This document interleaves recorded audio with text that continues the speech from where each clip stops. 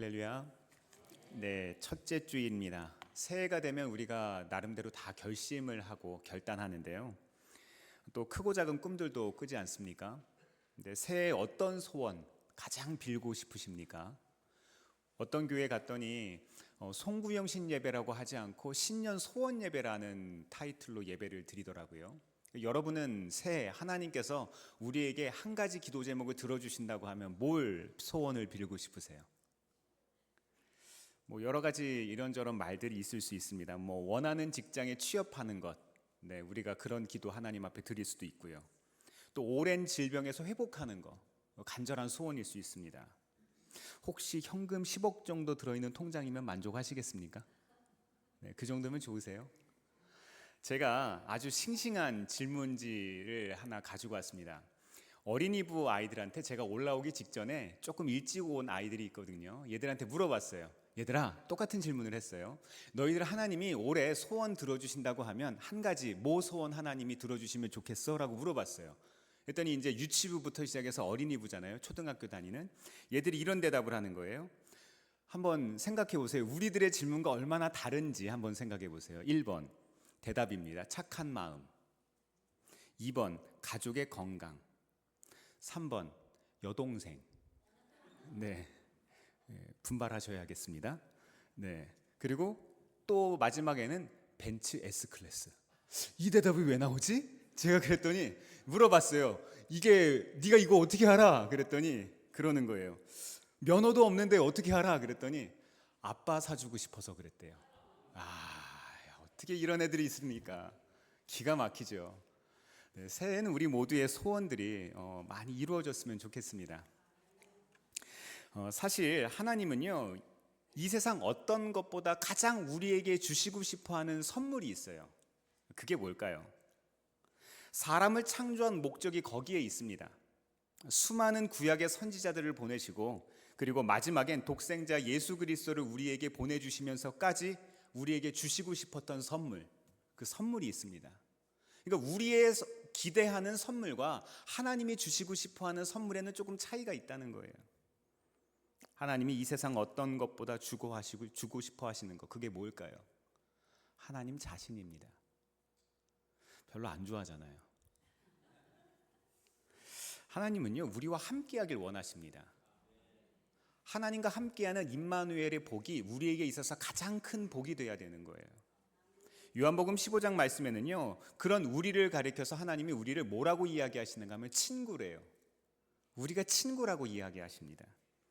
하나님은 우리에게 그분과의 친밀한 관계를 선물하고 싶어 하세요. 우리가 이 선물의 의미를 알고 그 유익을 누리기를 원하신다는 겁니다. 그런데 대부분 성도들의 삶을 보면 하나님과 친밀하게 관계 맺는 것을 아주 어렵게 생각합니다. 부담스럽게 생각해요. 막연하게 하나님은 옛날 옛적에 세상을 창조하신 하나님이라고 고백합니다. 또 이 땅을 다스리시는 분이고 세상의 마지막 때 옳고 그름에 따라서 우리를 심판하실 하나님이다. 우리는 그냥 그렇게 생각해요. 물론 전부 맞는 말입니다. 하지만 하나님을 이렇게만 알고 있으면 너무 멀게만 느껴지는 거예요. 하나님이 너무 준엄하고 멀게만 느껴지는 거예요. 하나님을 아버지라고 고백하는 분들 보면은요, 어떤 분들은 무뚝뚝한 우리 어린 시절의 아버지 모습을 떠올리는 사람들이 있습니다. 가족애가 헌신적이긴 하지만 가부장적이고 조금 무서운 아빠, 이런 아빠를 생각하는 분들도 계세요. 친밀한 친구 관계라고 이야기하면 신약에 나오는 예수님의 모습이 조금 더 와닿을 수 있습니다. 성경을 읽다 보면은요, 구약에 나오는 하나님은 좀 불편하고 신약에 나오는 하나님은 조금 친밀한 것 같아요. 다정하다거나 친구 같은 모습은 떠올리기가 힘들어요. 그래도 성경에서 나오는 이야기는요, 한결같이 하나님이 우리를 얼마나 사랑하시는지를 이야기합니다. 성경을 읽다 보면은요, 그분에 대한 오해가 풀어지기 마련입니다. 새해에는 성경 통독도 좀 해보셨으면 좋겠어요. 작년에도 성경을 일독을 했거든요. 그러면서 우리가 그 어성경이 읽어지네에서 진행하고 있는 그 성경 일독방을 다시 또 개설했습니다. 새 번역으로 읽고 있는데 아직 시작 안 했어요. 신청만 받고 있고 지금 카톡방이 만들어졌는데 혹시 동참하길 원하시는 분들이 있으면 제게 또 우리 전우사님에게 신청을 해주시면 1년에 1독씩 하루에 한 5장 내외 정도를 우리가 성경을 오디오 성경으로 듣고 보는 거예요. 그러면서 성경을 통독하다 보면 예수님과 조금 더 친밀한 관계를 맺을 수 있을 거라 생각합니다. 한 분만 아멘을 하셨네요. 네. 우리 최고의 아버지이신 하나님은요, 사랑 그 자체이시기 때문에 우리에게 그분의 마음을 전해주고 싶은 그런 마음을 계속해서 가지고 계세요. 어떤 면에서 이 성경이라는 거는요, 하나님의 러브레터와도 같은 거라고 생각할 수 있습니다. 하나님이 천지를 창조하셨을 때를 한번 생각을 해볼까요? 창세기에 아담 이야기 나오잖아요. 아담과 하와 이야기. 읽다 보면은요, 하나님이 우리와 어떤 관계를 맺기를 원하시는지를 이해할 수 있습니다. 제가 생각할 때 창세기의 가장 아름답고 멋진 장면은요, 하나님께서 아담과 하와와 함께 에덴 동산을 거니시는 모습이에요. 사실 성경에 그 장면이 등장하진 않아요. 그렇죠? 그런데 하나님께서 아담과 하와가 하나님 앞에 범죄하고 숨어 있을 때 동산을 거니시는 소리를 그들이 들었다고 했잖아요. 그러니까 평상시에 그들과 함께 하나님이 산책하셨다는 거죠. 여기 망포 글빛공원에 가면 이 저녁이 되면 3, 3, 5 가족들이 모여서 운동을 많이 하십니다. 또 강아지를 데리고 나오시는 분들도 계시고요. 참 아름답고 참 이렇게 화목해 보이는 모습이죠. 하나님께서 아담과 하와와 함께 그런 시간을 우리들과 함께 보내기를 원하셨다는 거예요. 창조주 하나님은요, 피조물인 사람과 가깝고도 스스럼 없는 그런 관계를 원하시는 분입니다. 그리고 그런 바람이 우리 이 시간 우리에게도 가지고 계신 줄 믿습니다. 매일매일의 삶에서 하나님과 우리의 삶이 다정하기를 원하시는 거예요. 저는 오늘 하나님과 동행하는 삶에 대한 4가지 깨달음을 여러분과 좀 나눠보고자 합니다.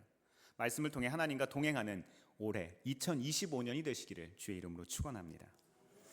첫 번째로 우리는 어떻게 동행할 수 있을까요? 우리는 하나님의 형상을 따라 지어졌기 때문에 동행할 수 있어요. 창세기 1장 27절 읽어보겠습니다. 시작. 하나님이 자기 형상 곧 하나님의 형상대로 사람을 창조하시되 남자와 여자를 창조하시고. 아멘. 아멘. 여기서 말하는 이 사람의 범주가요, 이 히브리어 원어로 보면은 남자와 여자를 포함한 모든 인류를 가리키는 거예요. 특정 사람만 이야기하는 게 아닙니다. 하나님의 형상대로 창조되었다는 사실은요, 몇 가지 중요한 사실을 우리에게 이야기해 줍니다. 그중 한 가지는요, 인지 능력이에요.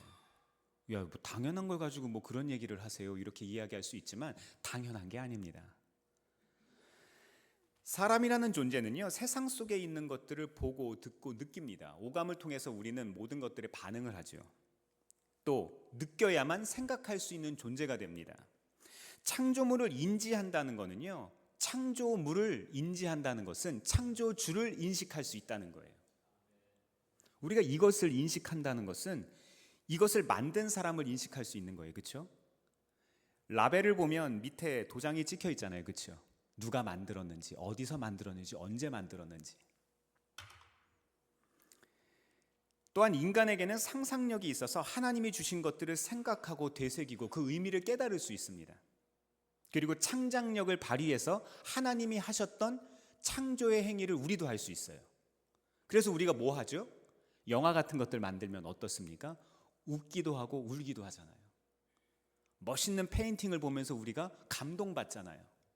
사람이 만들어 놓은 아름다운 자동차, 아름다운 건물들을 보면서 감탄하잖아요. 야, 어떻게 저렇게 만들 수가 있을까? 벤츠 S클래스.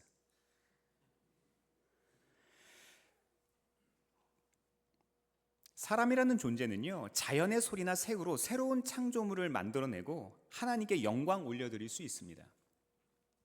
아울러서 하나님은 인간에게 감정이라는 선물을 허락해 주셨어요. 감정.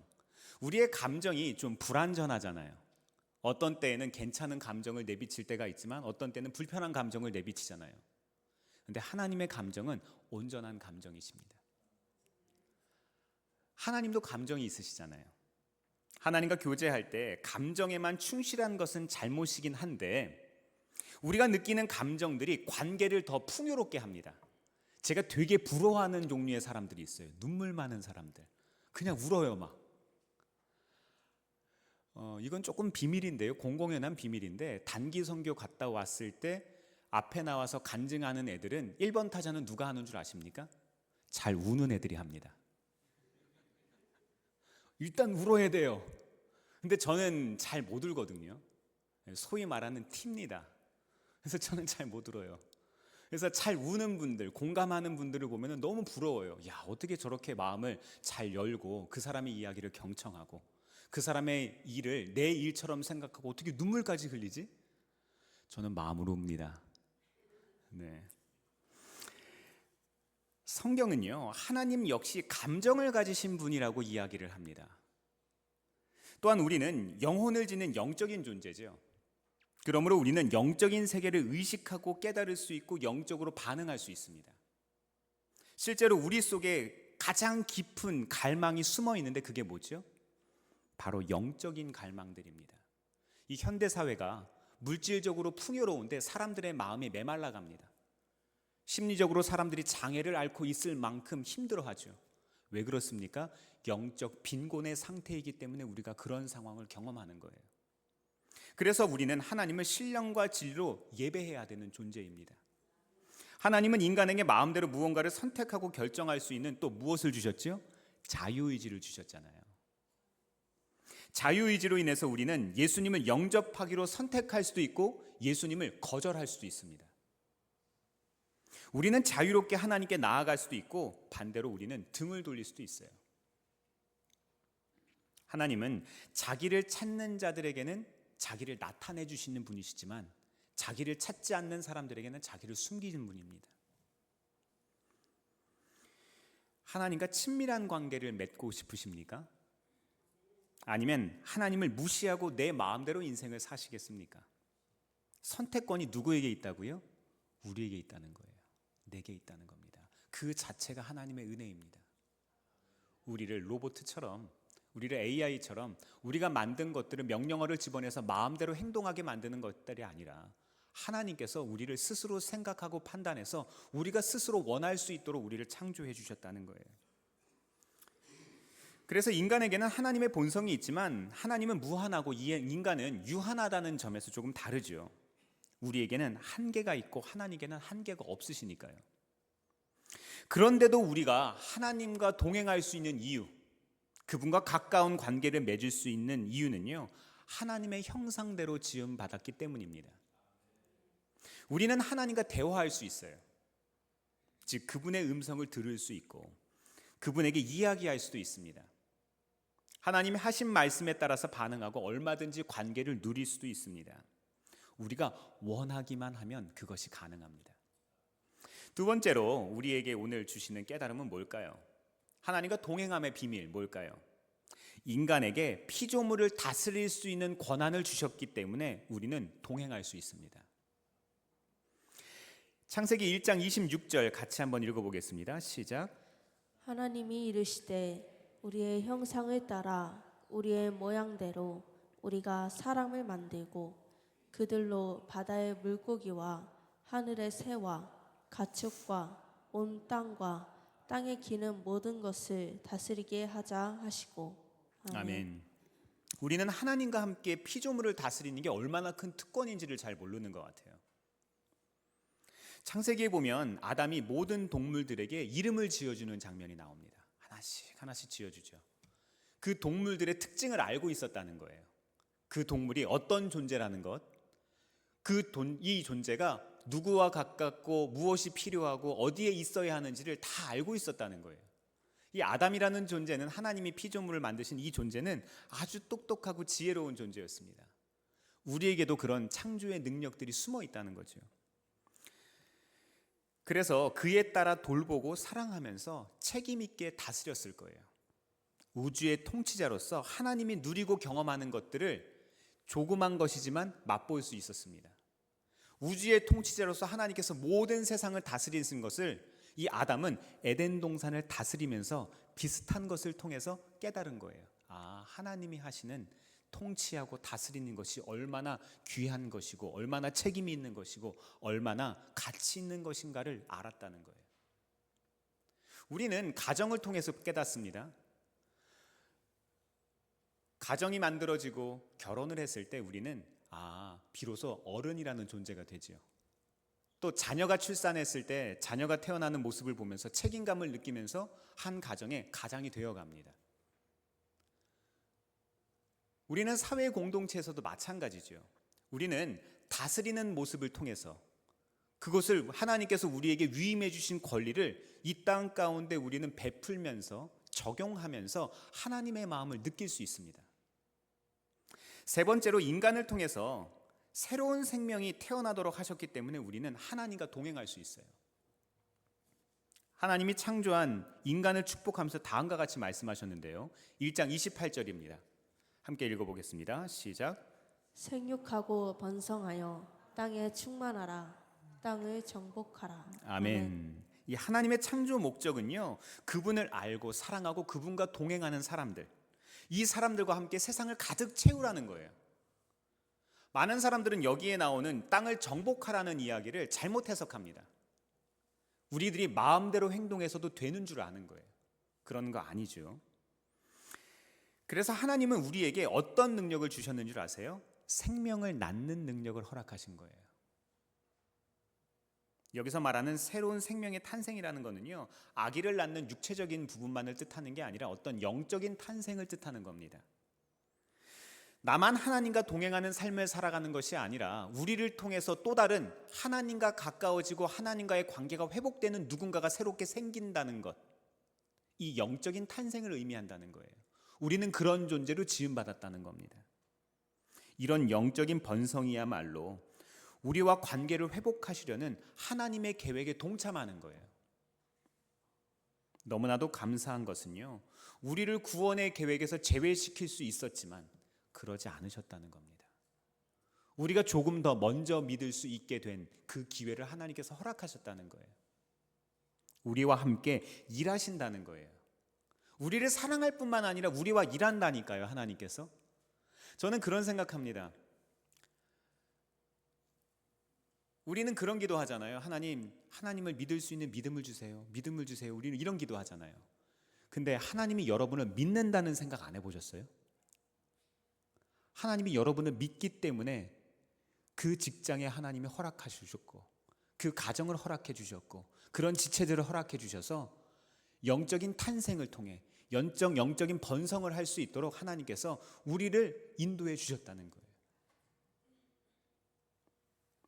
사랑하는 성도 여러분, 하나님과의 관계는요, 결코 따분한 관계가 아닙니다.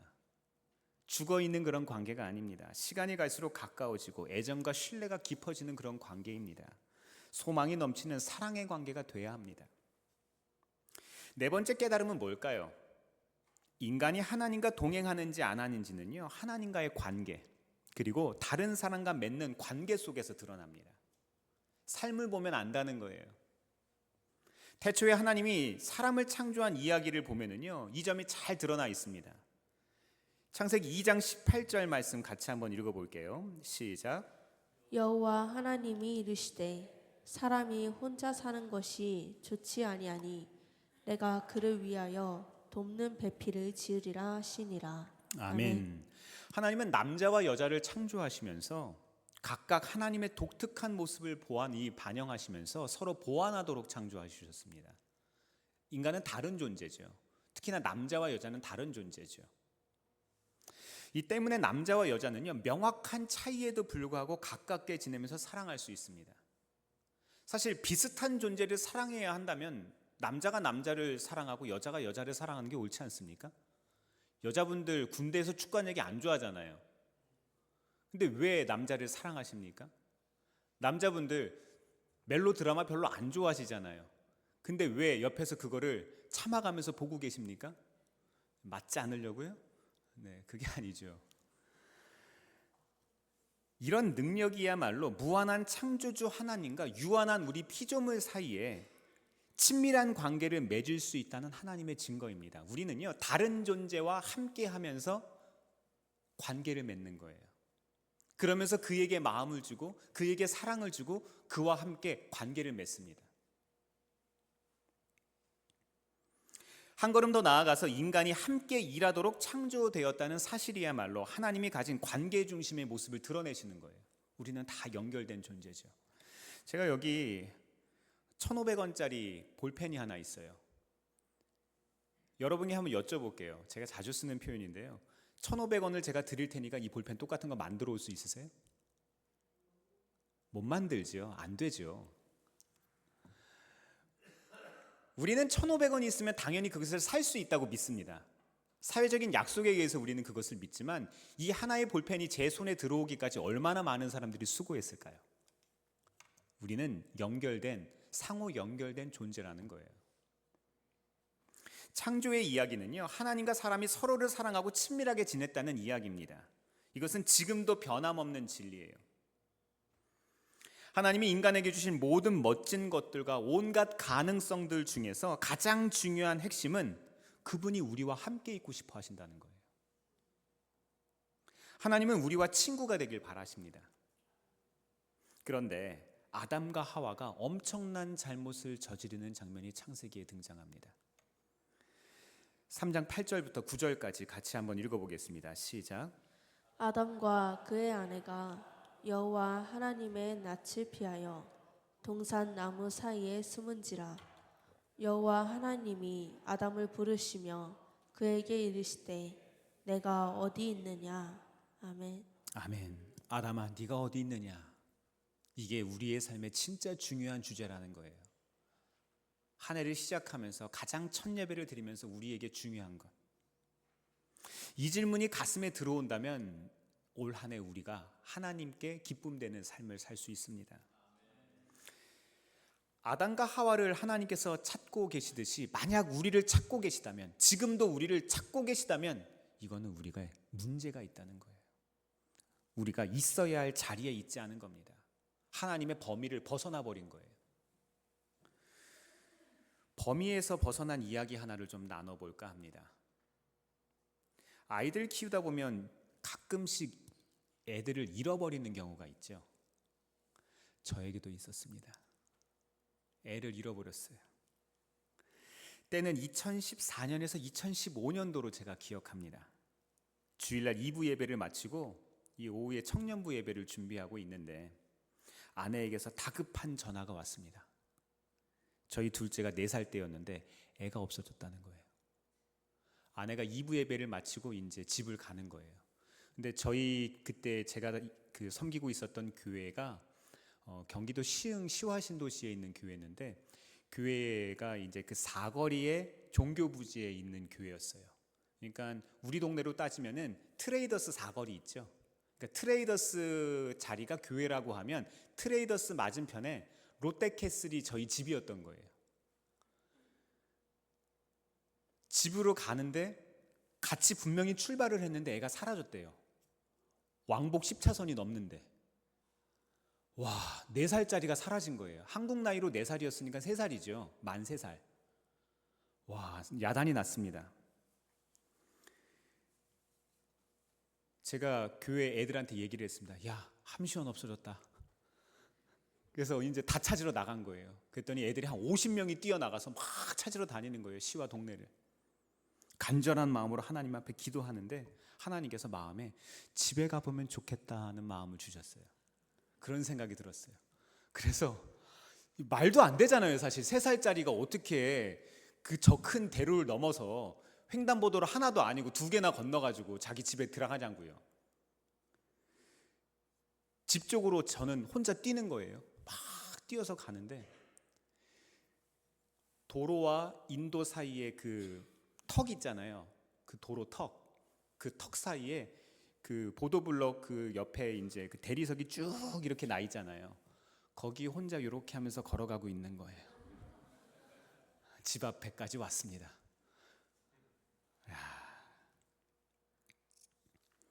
아주 독립적이고 범상치 않은 녀석이었습니다. 엄마의 범위에서는 벗어났는데 하나님의 범위에선 벗어나지 않아서 그래도 다행이었습니다. 4살 때 그랬는데 5살 때도 또 그랬어요. 아담과 하와에게도 이와 같은 사건이 일어났다고 봐야 합니다. 이 사람들은요, 슬그머니 자기들이 있어야 할 범위를 벗어난 거예요. 하나님 손을 잡고 있어야 되는데 하나님 시야 안에 있어야 되는데 자기들이 마음대로 벗어난 거예요. 하나님은 사랑과 애정으로 이들을 찾아 나섭니다. 그래서 어떻게 하셨어요? 동산을 거닐고 계시는 거예요. 하나님이 모르셨을까요? 이 사람들이 범죄한 걸 아셨겠죠. 선과 악을 알게 하는 이 나무를 먹은 것을 알고 계셨겠죠. 하나님 동산을 거니신다는 건 뭐예요? 늘 그들과 함께하던 행동을 통해서 기회를 주시는 거예요. 하나님, 저 여기 있어요. 제가 잘못했어요. 제가 그래서는 안 되는데 실수했어요. 라고 이야기하기를 기다리셨다는 겁니다. 우리 마음이 하나님의 범위를 벗어나지 않도록 늘 주의하면서 우리는 귀를 기울여야 합니다. 저는 이 과정을 악기를 조율하는 것과도 같은 조율이라고 저는 생각합니다. 행여 빗나간 길에서 방황하며 헤매더라도 하나님은 언제나 우리를 찾으시기 때문에 우리가 그분께 마음을 맞추기만 한다면 우리는 바른 길로 다시금 갈 수 있습니다. 아무리 생각해도 쉽게 이해되지 않는 부분은요, 하나님과 우리가 맺는 이 관계가 사랑의 선물이라는 거예요. 우리는 하나님과 친밀한 관계를 맺을 수 있는 자격을 가질 수가 없는 존재잖아요. 노력해서 얻을 수 있는 것도 아닙니다. 우리가 노력한들 그렇게 할 수 있겠습니까? 이렇게 이해되지 않는 것을 가리켜 뭐라고 말합니까? 은혜라고 말합니다. 은혜. 올 한 해 우리에게 이런 은혜가 가득하길 바랍니다. 그런데 우리의 원수 마귀는요, 우리가 이 사실을 깨닫도록 그냥 두지 않아요. 우리를 끊임없이 속이고 마음에 거짓말합니다. 너 하나님 사랑 받을 자격 없어. 네가 그런 행동하고서도 네가 하나님 자녀냐. 하나님의 사람이라는 것을 증명하려면 더 노력해야 돼. 우리에게 이렇게 말합니다. 아담과 하와에게도 비슷한 일이 일어난 겁니다. 하나님이 창조하신 멋진 세계를 주시고 또 사랑을 주셨지만 마귀가 그들에게 미혹했습니다. 설마 너 지금 이 상태로 만족하는 거 아니지? 너 더 잘 될 수 있어. 이 나무의 열매를 따먹기만 하면 너희도 하나님처럼 될 수 있다고 이렇게 이야기한 거예요.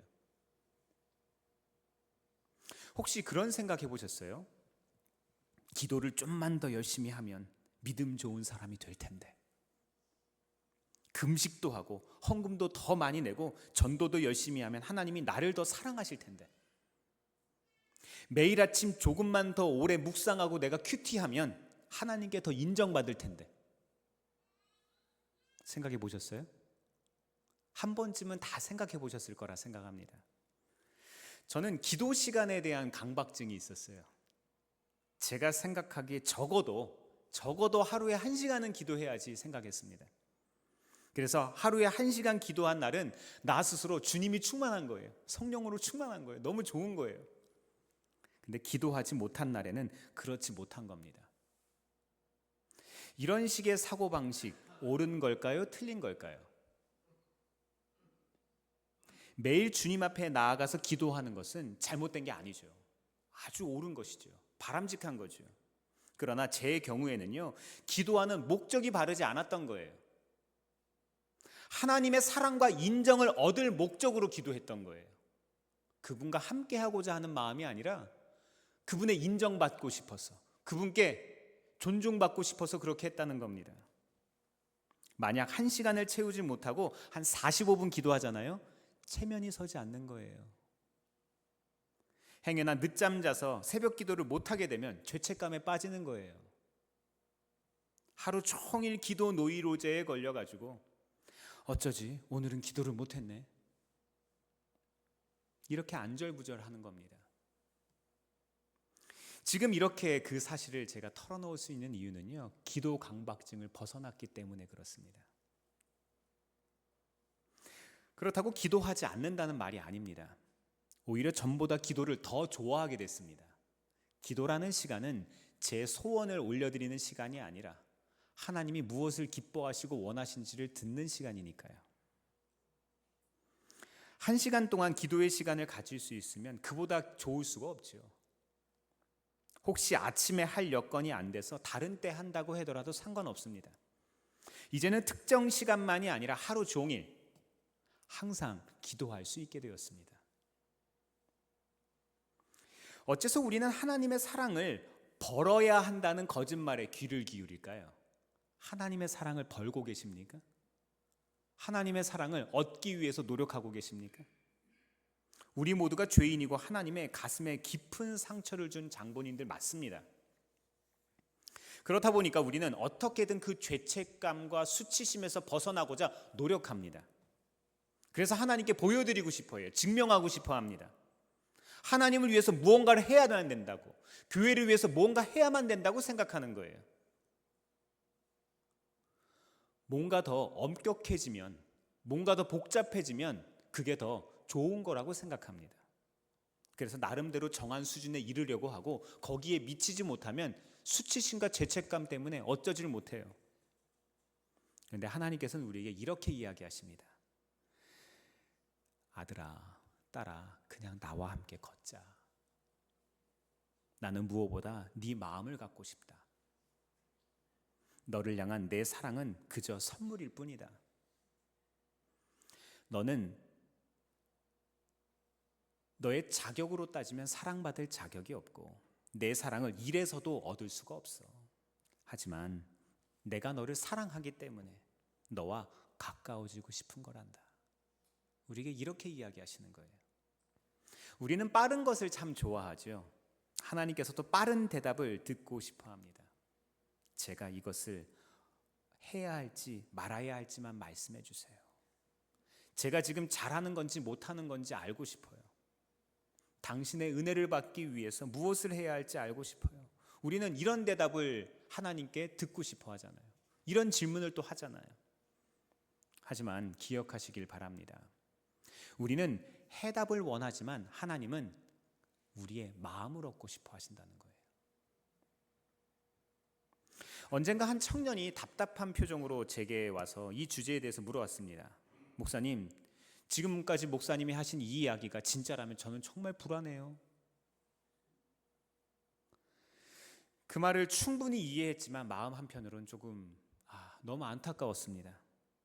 이 청년은 지금까지 신앙생활을 하면서 계속해서 누군가 시키는 대로만 신앙생활을 한 거예요. 자기가 자발적으로 무언가 해본 적이 없는 거예요.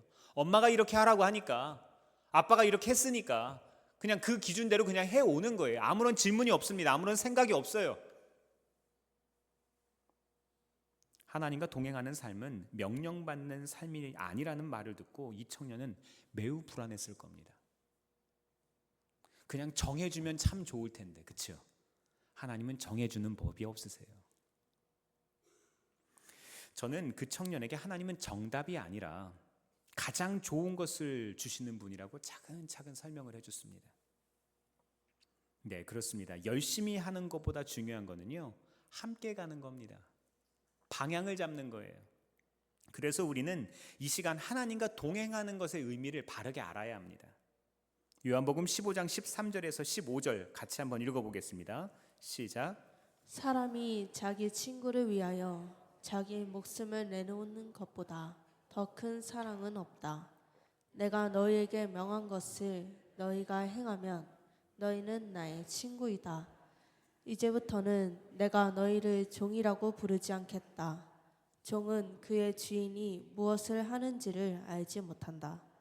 나는 너희를 친구라고 불렀다. 내가 아버지에게서 들은 모든 것을 너희에게 알려주었기 때문이다. 아멘. 예수님이 우리를 위해서 모든 것을 되어주셨죠. 그리고 우리의 친구가 되어주셨습니다. 이어서 요한복음 10장 27절에서 28절 같이 한번 좀 읽어볼까요? 시작. 내 양들은 내 목소리를 알아듣는다. 나는 내 양들을 알고 내 양들은 나를 따른다. 나는 그들에게 영생을 준다. 그들은 영원토록 멸망하지 아니할 것이요 또 아무도 그들을 내 손에서 빼앗아 가지 못할 것이다. 아멘. 아멘. 하나님의 음성 듣는 것이 은사라고 혹시 생각하십니까? 아니에요. 하나님의 음성을 듣는 것은 은사가 아니라 하나님의 자녀라면 당연히 할 수 있는 겁니다. 이번에 우리 성도님들께서 기도해 주시고 후원해 주셔서 비전 트립을 잘 다녀왔는데, 비전 트립을 오고 가고 하면서 아이들하고 상당히 오랜 시간 대화할 수 있는 기회가 있었습니다. 아이들하고 이야기하는데 하나님 음성 듣는 부분에 대한 이야기들을 했어요. 하나님의 음성을 들을 땐 하나님께서 하나님의 자녀라면 누구나 그분의 음성을 들을 수 있기 때문에 다양한 경로를 통해서 우리에게 말씀하십니다.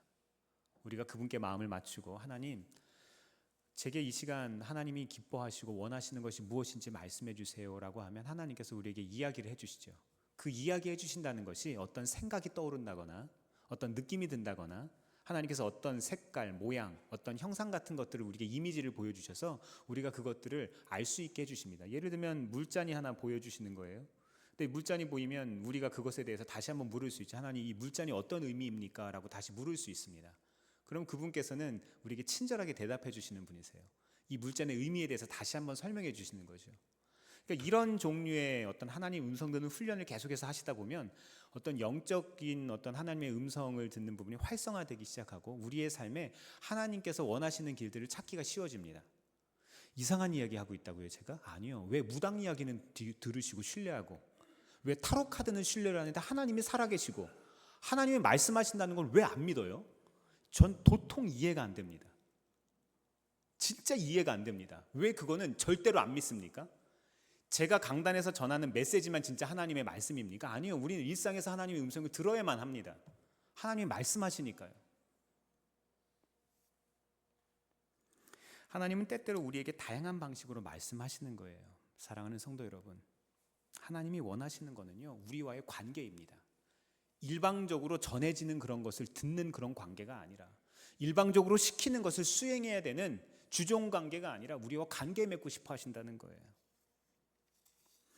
그분은 먼저 당신의 성품을 보여주십니다. 예수님을 통해서 보여주셨죠. 그리고 그분의 길을 가르쳐 주시는 분입니다. 말씀을 통해서 우리에게 가르쳐 주시죠. 그래서 우리 스스로 그분의 길을 따라가기를 원하신다는 거예요. 연초를 보내고 있습니다. 올 한 해 홀로 애쓰지 마시고 함께 걸어보시기를 바랍니다. 동행할 때 더하여 주시는 은혜를 누릴 수 있기를 바랍니다. 이번 한 주간 이 동행함의 의미에 대해서 한번 묵상해 보시면서 한 해의 방향을 바로잡을 수 있기를 주의 이름으로 축원합니다. 우리에게 최고의 선물은 동행입니다. 기도하겠습니다.